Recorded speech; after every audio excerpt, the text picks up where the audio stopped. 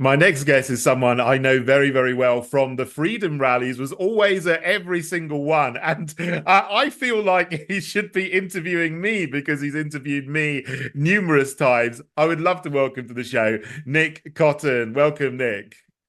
Oh, it's such a pleasure to be here. I was thinking about this. We've not actually spent a great deal of time on the internet together doing live stream interviews, but I see you all the time in person over the past 5 years. I bumped into you all the time, but I can't think of the last time we were on the internet together. It doesn't actually happen that much. Not too much. I think you did interview me once, and then I remember I met you up near London Bridge, and we did a big sit down interview there by Tower Bridge, and that was a couple of years ago. That was really good. I enjoyed it because when we were still in lockdown and when we were still talking about injections and fighting against no jab, no job. So it's a while, but so much has happened since then. You know, what do you think is I know you've been looking into what I would call something that really, really concerns me is how people on the right are responding to the latest set of rallies, this pro-Palestine rallies, which are going on, and smearing them as hate marches and really agitating against free speech. And I know you've been looking into this organization, Campaign Against Anti-Semitism, and what they have been trying to do, and in terms of creating a narrative around these marches and other things. I mean, can you tell us, what your concerns are about this issue as well? Yeah, so I'm trying to get very loud about this because I can't see a bigger hypocrisy right now than claiming to be fighting for free speech and calling people anti-Semites and saying that they don't deserve the same rights as the Mm, rest of us, the right to free assembly, mm, the right to free expression, etc. There's this massive, I don't think it's a blind spot. I think it's there by design. I think it's there mm, because people are being paid to shut up. That's my mm, theory on this one. But it's a very blatant hypocrisy. Um, and so the campaign against anti-Semitism, if you were actually a charity that was focused on combating anti-Semitism, then I would have thought the top priority would be to make it very, very clear that Britain's Jews have nothing to do with the actions of the state of Israel, and these are not the same thing. You can't blame just Jewish people in Britain for what's going on over there. That would be front and center the main message. What the campaign against anti-Semitism do is the exact opposite, which they go after anybody who is a loud voice for Palestine. And they try and attack them by any means necessary. They try and destroy their careers. They try and destroy their reputation. They will get them thrown in jail for things that are not mm, crimes in this country. This is Jez Turner and Alison Shablow. These are unprecedented jailings that nobody has been thrown in jail for these things before. And then there's figures like Roger Waters. They've been trying to just mercilessly destroy him. They got Wiley stripped of his MBE. This is an wow. organization that has charitable status. A charity is supposed to help the needy. And Mm, these guys are just meddling in the political system, which charities aren't allowed to do. So I'm trying to get very, very explicit about that organization. mm, And the problem kind of extends out from that. They're a really pointed example of it, but you can extend this as a topic, anti-Semitism, right out to what you're describing as the right-wing commentariat. It's been very shocking the past 6 months, hasn't mm. it? Yeah, I mean, I really been disgusted by it, and I've been saying, can't you see that either, you are just being used as a patsy in a way some people are in order to agitate against free speech because we have been so programmed over years or decades, or in many cases even centuries, in order to support the venture that is the geopolitical state of Israel, and also to be hostile to Muslims. I mean, not all Muslims, not just, the hardcore Islamists who want to create a caliphate in Britain, but, a hatred of everything to do with that.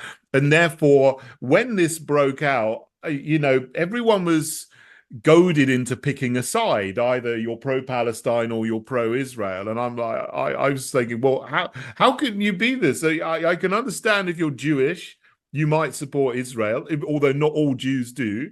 If you're Arab, you might support the pro-Palestine side. Okay, fair enough. But if you're Anglo-Saxon, why are you taking a side? I mean, but many people were, and the right wing was now calling these things extremist hate marches, terrorist marches, when clearly they're not. It's very disturbing to me. I think it's that word hate. Hate should never appear in legislation because Mm, it's completely vague and subjective. mm, It shouldn't appear in law. I'm not saying it's not a useful word to use in a mm. book as a descriptive term or something, but you can't quantify hate in any way. Yeah, And I think we all broadly agree that that is the case on our side. We agree that hate crime should be abolished within legislation because, in my book, if yeah, you murder somebody, it's no worse if you murdered them because of the color of their skin. They're still dead, and you yeah, should still get charged with murder.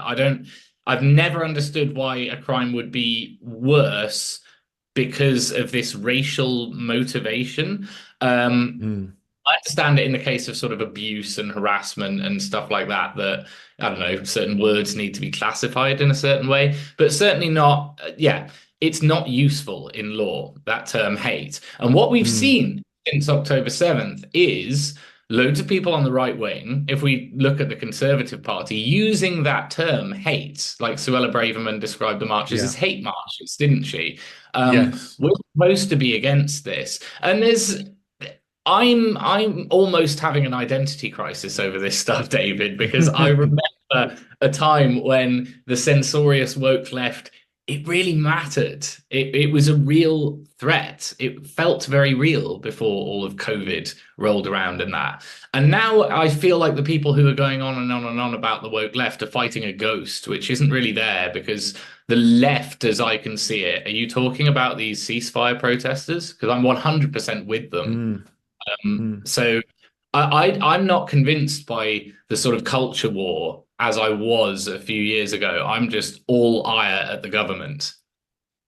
Yeah, I mean, I still think that is there. I mean, those issues where the left wants to censor thought and speech are still there. I mean, in terms of the transgender lobby, the LGBT lobby, the feminist lobby, the Black Lives Matter lobby, the climate lobby, they all want to shut down differences of opinion. But on this, which, being pro-Palestine, I would see this more as being against genocide. And this is something real, which we know everyone needs to support because, I don't care what people think about other issues, and they still do probably agree with some things, say things that I don't agree with all of them. But on this issue, we got to be against genocide. We got to be against the slaughter of tens of thousands of people. But it's almost like the right wing, and in this, people who say that they're for free speech don't want to even acknowledge that there is a genocide going on in Gaza. They say, oh, no, no, that's ridiculous. And then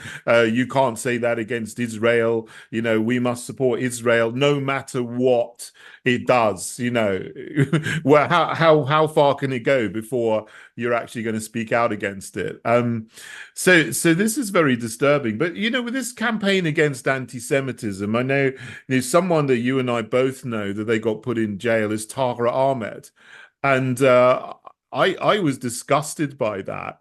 Um, how have we got to this situation where people are getting jailed just for saying something? They're not actually, inciting violence, but it's just words, and now they're being put in jail. And the story is being silenced. I think that's actually what's much more important is that if these women had gone to jail and I'd heard the same kind of hubbub that I'd heard every time something happens to Tommy Robinson and he gets Mm, arrested, and then there's a crowd in a month's time and they're outside his court and they're doing a big thing.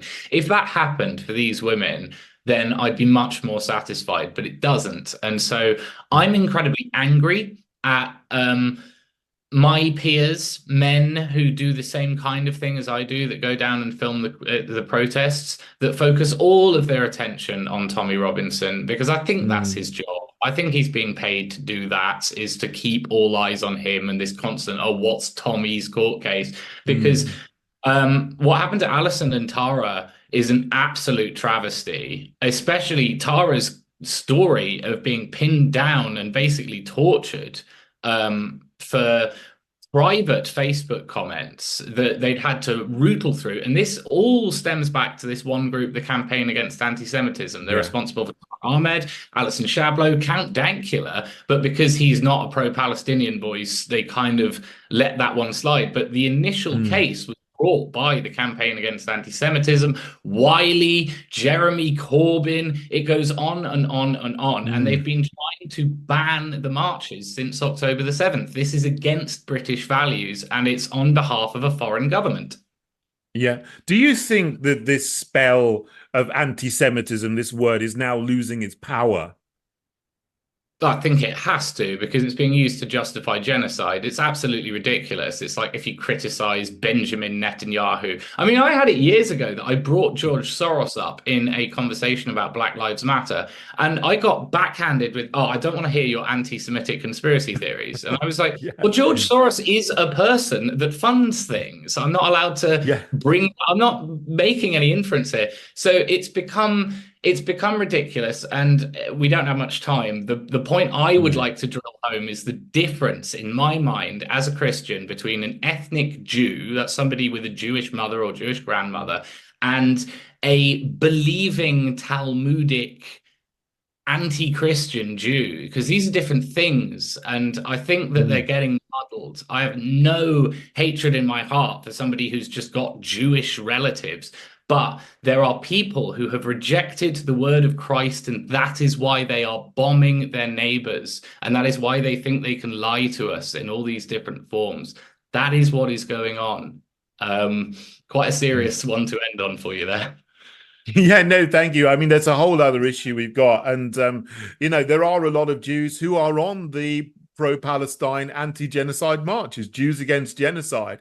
And they are being ignored. It's like the media doesn't even want to acknowledge their existence in the same way they don't want to acknowledge ex-trans people who've got trans regret on a different issue, because that goes against the narrative. Anyway, look, we got a comment in your favor. Nick Dan Anderson has written in, said, Nick Cotton always has the right analysis, and you do. It's really good. Great to have you on the show, Nick, and to talk about all these things. And you have got the courage to speak about things that not many people have got the courage to speak about. So thank you so much.